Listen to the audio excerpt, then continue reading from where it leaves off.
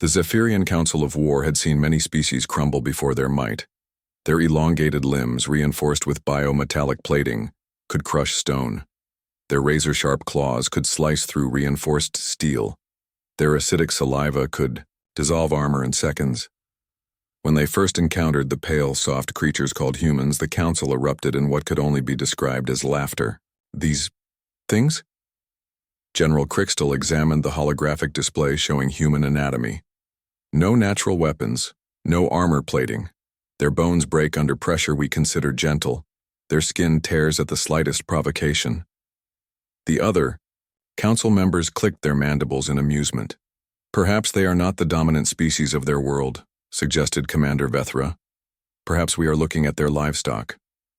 The reconnaissance had been thorough. Humans possessed no enhanced reflexes, no natural toxins, no ability to regrow limbs. They couldn't even survive in their own planet's varied environments without artificial protection. To the Zephyrians, who had conquered 17 worlds by sheer physical dominance, humanity appeared to be the universe's idea of a cosmic joke. Captain Sarah Chen of the UES Persistence didn't know she was being observed as she began her morning routine on the research station orbiting Kepler 442b. The Zephyrian stealth ship had been watching for weeks, cataloging human behavior, waiting for the perfect moment to strike. What they witnessed confused them. Chen ran, not from danger but in circles, for an hour, every morning. Why does the creature engage in repetitive locomotion with no destination? Crixtal puzzled over the footage. It expends energy without purpose. Dr. Marcus Webb joined Chen, and together they lifted heavy objects repeatedly, setting them down only to lift them again. The Zephyrians watched, baffled, as more humans gathered to perform what appeared to be ritualistic self-torture. They are damaging their own muscle fibers, the ship's bioanalyst reported. Deliberately, the micro-tears should incapacitate them. Instead, the humans returned the next day, stronger. The Zephyrians finally revealed themselves when the research station was 3 days from resupply. They had calculated perfectly. The humans would be desperate, weakened by starvation, ready to surrender.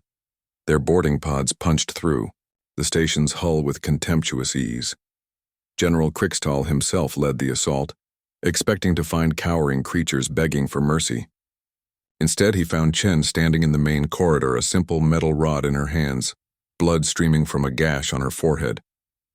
"You're in our house now," she said quietly.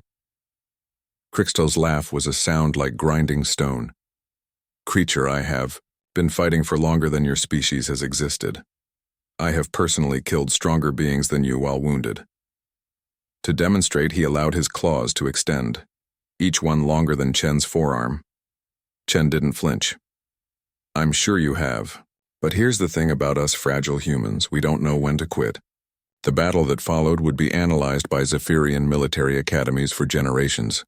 It wasn't that humans were stronger, they weren't. It wasn't that they were faster, they demonstrably weren't. It was that they simply refused to stay down.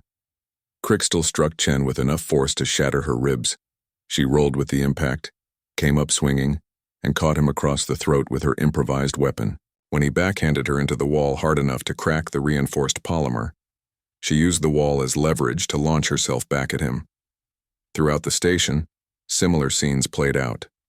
Dr. Webb, his left arm hanging useless, continued, fighting with his right until a Zephyrian warrior's claw punctured his lung. Then he fought with his legs. When he couldn't stand, he fought from the ground.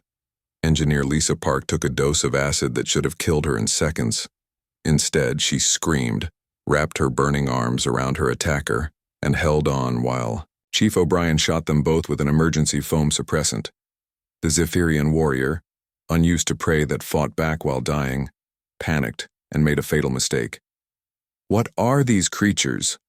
Vethra demanded over the comm, his own voice, strained from what should have been a simple mop-up operation. The answer came not from any human, but from their own actions. When the Zephyrians cut off life support, the humans fashioned breathing apparatus from spare parts and continued fighting. When they flooded sections with toxic gas, the humans sealed themselves into smaller areas and emerged hours later, eyes streaming but still swinging improvised weapons. Krikstal found himself backed against the station's main reactor, bleeding from dozens of wounds that individually should have meant nothing to a Zephyrian warrior. Chen stood before him, her face a mask of blood and determination, that metal rod still gripped in hands that trembled not from fear, but from exhaustion. "Your species is insane," he whispered. And for the first time in his long life, General, Krikstal felt something he had never experienced before: fear of prey. "No," Chen replied, raising her weapon one more time. "We're human. We evolved on a world that tried to kill us every single day for millions of years. Predators, diseases, weather, other humans, everything wanted us dead. You know what we learned?" Krikstal tried to speak but found his voice had failed him. "We learned that the thing that kills you isn't the thing that's strongest or fastest or has the biggest claws."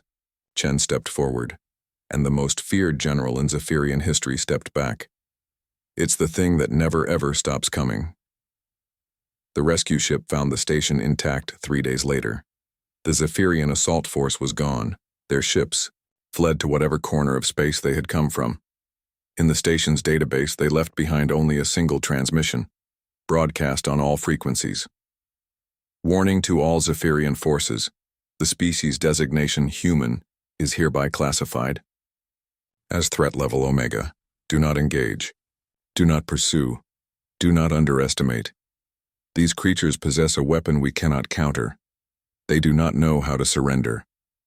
Captain Chen was found in the medical bay, finally allowing Dr. Webb to set her broken ribs. When asked about the battle, she just shrugged. "They were tougher than us," she admitted. "Stronger, faster, better weapons, but we've been running marathons and lifting weights and pushing our bodies past their breaking points for fun since we lived in caves. When the real fight came," she winced as Webb adjusted the bone stimulator. "Well, they learned what endurance means.